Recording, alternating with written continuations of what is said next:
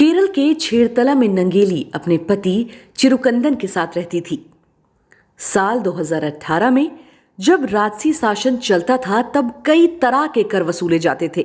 ये कर उनकी आमदनी पर केंद्रित नहीं थे, बल्कि उनकी नीची जाति यानी दलितों पर केंद्रित थे।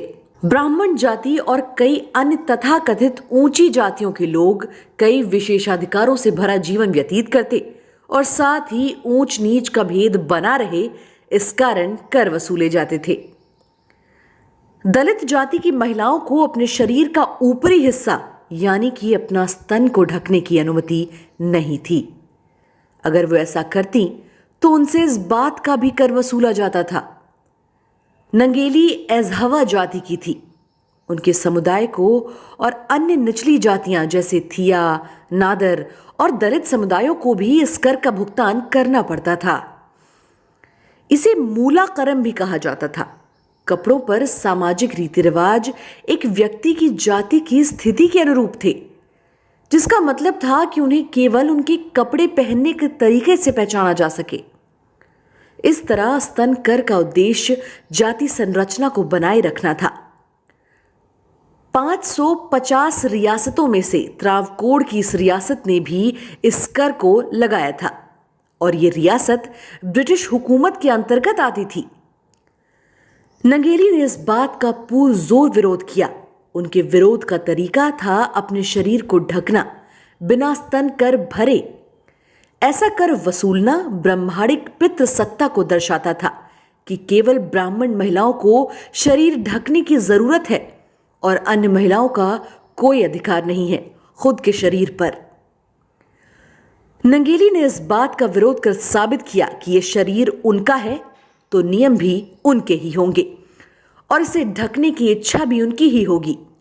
उस समय यह साहस तो अतुलनीय था। जब शासकों के कर वसूलने वाले अधिकारियों को इस विरोध के बारे में पता चला कि नंगेली किस तरह खुद को ढककर तथाकथित ऊंची जाति और समुदाय के लोगों और उनके मनुवादी ढांचे को भी चुनौती दे रही है और किसी भी तरह से स्तन कर देने से साफ मना कर रही है, तब कर वसूलने नंगेली के घर जा पहुंचे।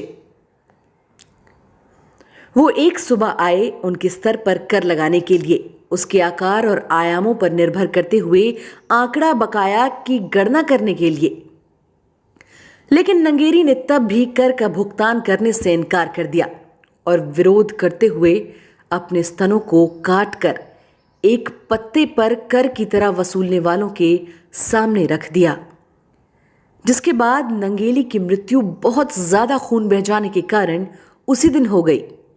नंगेली के पति चिरुकंदन का यह अंतहीन दुख उन्हें बर्दाश्त नहीं हुआ, जिसके कारण चिरुकंदन ने नंगेली की जलती चिता में कूदकर अपनी जान दे दी।